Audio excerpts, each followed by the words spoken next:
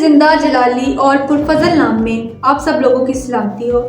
میرا نام ہے انیزہ احسن اور میرے ساتھ موجود ہیں رسوا اکرم، اور میں خود کو آپ سے متعارف کروانے کے موقع پر تہہ دل سے شکر گزار۔ بہت شکریہ۔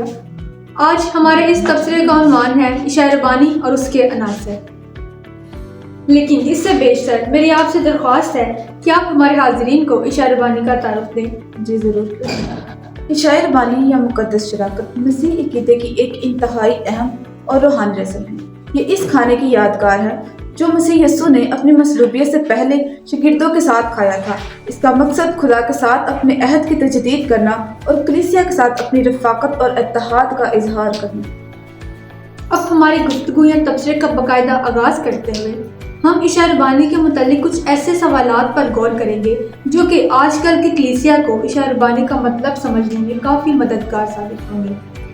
میرے خیال سے اگر عشاء ربانی مسیح کی فصح ہے تو اس میں شامل ہونے کا حق بھی سب کو ملنا چاہیے۔ اور ویسے بھی جیسے ہم سب لوگ جانتے ہیں کہ مسیح نے ہم سب لوگوں کی خاطر صلیب پر اپنی جان کا کفارہ دیا تو ہم سب کو نجات ملی، تو نجات پر سب کا حق برابر ہے۔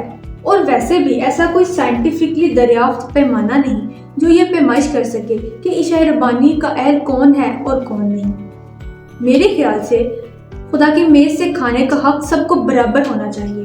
اس بات پر انسان کوئی پابندی نہیں لگا سکتا۔ میرے حریف، اب میرا آپ سے سوال یہ ہے کہ بائبل مقدس کے مطابق عشاء ربانی میں کون شامل ہو سکتا ہے؟ آپ کے سوال کا جواب کہ عشاء ربانی میں کون شریک ہو سکتا ہے، یہ کہ ہر ایک پہلو کے بارے میں ہدایات دیتی ہیں، اور وہ ہے کلام مقدس جس میں زندگی کے ہر ایک پہلو کے بارے میں ہدایات موجود ہے۔ جیسا کہ پہلا کرنتھیوں اس کا 11واں باب اور اس کی 28ویں آیت میں شراکت کے بارے میں ہمیں گائیڈ کیا گیا ہے۔ اگر دیکھا جائے تو یہ پورا باب ہی عشاء ربانی کے متعلق تعلیم ہے، لیکن ہمارے سوال کا جواب اسی باب کی 27ویں آیت میں ملتا ہے جس میں پالوس رسول صاف صاف بیان کر جو شخص نامناسب طور پر خداوند کی روٹی کھائے اور اس پیالے میں سے پیے تو وہ قصوروار ہوگا۔ اسی طرح اگر کلیسیا میں سے کوئی مناسب طریقے سے اس پاک رسم میں شرکت کرے تو کوئی حرج نہیں۔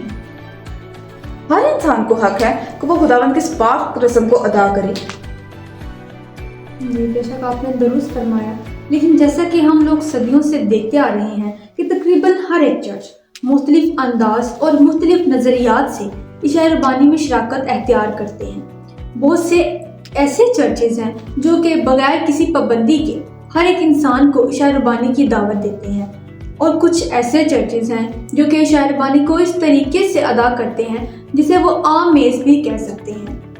یہیں پر کچھ چرچز ایسے بھی ہیں جو کہ چند پابندیاں بھی عائد کرتے ہیں، جیسا کہ گناہوں کا اقرار کیا جائے، اپنے ایمان کا اقرار کیا جائے، اور کلیسیا میں اچھی ساکھ ہو، یہاں تک یہ بھی کہ بپتسمہ بھی لیا جائے، یا پھر چرچ کے ممبر بھی ہوں۔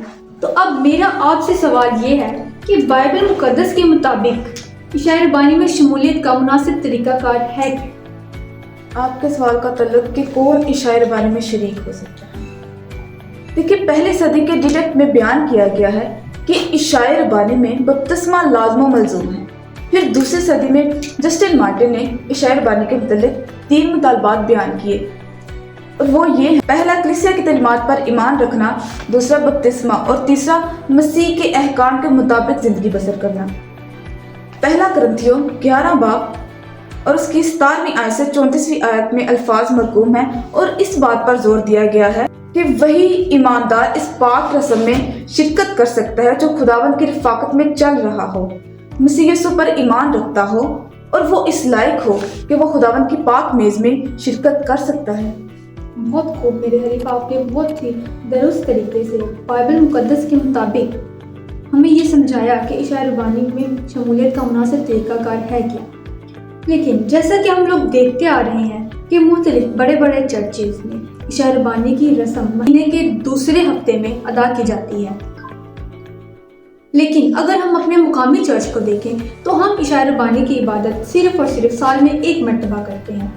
اسی پر روشنی ڈالتے ہوئے اب ہم یہ سیکھیں گے کہ عشاء ربانی کی رسم بائبل مقدس کے مطابق کتنی دفعہ ادا کرنی چاہیے۔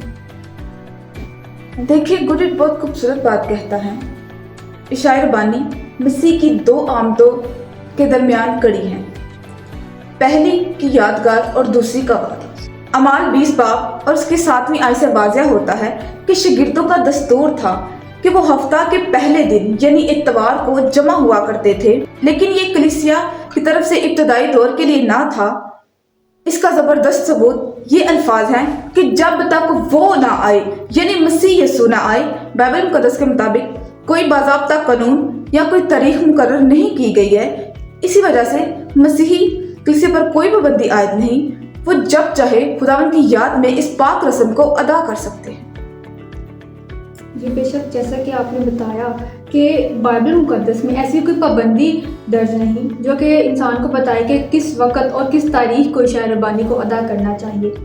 जैसा कि ये तो हमने जाना कि इशाए रब्बानी के लिए कोई पाबंदी आयद नहीं, लेकिन जो लोग इशाए रब्बानी में शराकत तो करते हैं लेकिन अपने आप को रूहानी तौर पर ठीक नहीं करते, हमें चाहिए जब हम इशाए रब्बानी में दाखिल हों तो अपने आप को आजमाते हुए आएं, गुनाहों का इकरार किया जाए और उन्हें तर्क भी किया जाए, तमाम ताल्लुकात को बहाल किया जाए और जिनको रंज पहुंचाया है उनसे माफ़ी भी मांगी जाए। लेकिन इसी के बरक्स अगर कोई शख्स गैर मुनासिब तरीके से इशाए रब्बानी में शराकत करे तो उसके नतीजे क्या हो सकते हैं? आपके सवाल का जवाब के नतीजे क्या हो सकते हैं? पहला कुरिन्थियों 11वां बाब और उसकी 28वीं आयत से 32वीं आयत तक हम हवाला तलावत करेंगे।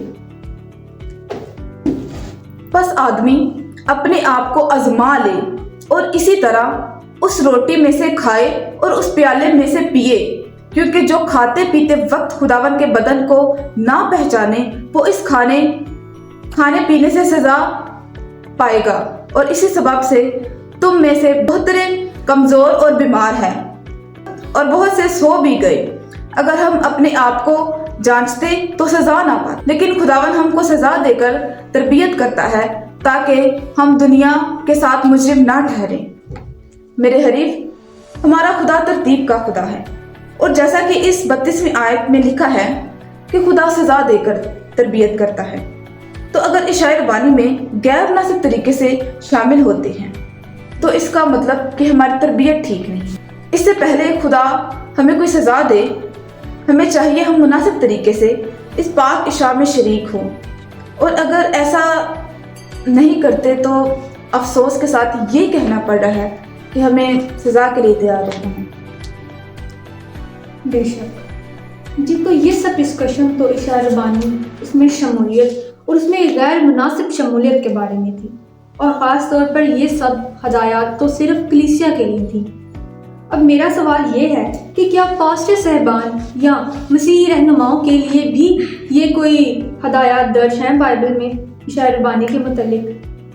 अगर हम विलियम मैकडोनर की तसनीफ को पढ़ें तो सफ़ा नंबर 107 में लिखा है कि इशाए रब्बानी में इस सारी हदायत के बारे में एक बात काबिल तवज्जो कि किसी खादम दीन या काहिन के हाथों इस रस्म की अदायगी के बारे में एक लफ्ज़ भी नहीं लिखा गया। मसीही ईमानदार जब बाहम इकट्ठे होते हैं तो काहनों की सूरत में इकट्ठे होते हैं, और इसी तरह खुदावंद की मौत का इजहार करते हैं कि जब तक वो ना आए। हम पहले भी बात कर चुके हैं कि जब तक वो ना आए से मुराद मसीह यीशु ना आए।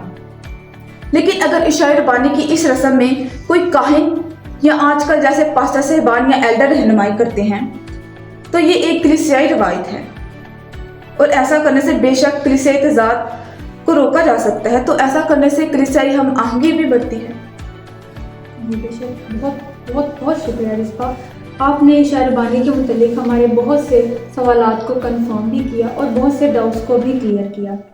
अब हम अपनी गुफ्तगू के दूसरे मरहले की तरफ बढ़ते हैं और जानते हैं कि इशाए रब्बानी को लेने के बाद हमारा क्या रद्द अमल होना चाहिए, जैसे कि चर्च से जल्दी निकल आना, इशाए रब्बानी हासिल करने के बाद दूसरे कामों में मुलव्वस हो जाना और दीगर सरगर्मियों की तरफ रुख कर लेना, खुदावंद यीशु मसीह के साथ बात ना करना और ना उनसे दुआ करना। इसे सिर्फ एक रस्म समझना ताल्लुक नहीं, होली यूखरिस्ट यानी इशाए रब्बानी को ऐसे लेना जैसे सब कुछ खुद मुख्तार तरीके से हो रहा, यानी सिर्फ घुटने टेकना और वही दुआएं दोहराना बगैर दिल जज्बे या इस बात को समझे कि ये खुदावंद के साथ एक ज़ाती मुलाकात है। इशाए रब्बानी के फौरन बाद गिबत करना, ये ना समझना कि अब इंसान एक जिंदा मुकद्दस मस्कन बन गया है। چرچ سے باہر کھڑے ہو کر دوسروں کے متعلق مختلف قسم کی باتیں کرنا، ماس اور موسیقی کے بارے میں غیبت کرنا اور شکایات کرنا۔ شکر گزاری کو بھول جانا، عشاء ربانی کے فوراً بعد ذہن کو پریشانیوں، بجلی کے بلوں یا کاموں کی فکر میں لگا دینا اور خاموش دعا کے ان قیمتی لمحوں کو چھوڑ دینا جس میں شکریہ یسوع کہنا چاہیے۔ عشاء ربانی کو عام سمجھنا، مناسب تیاری، اعتراف گناہ اور غور و فکر کے بغیر دوبارہ عشاء ربانی میں شامل ہونا۔ حالانکہ سینٹ پول اس بات پر بہت ہی خبردار کرتے ہیں کہ اس کی سنجیدگی کو یاد نہ رکھنا انسان کے لیے گناہ کا باعث بن سکتا ہے۔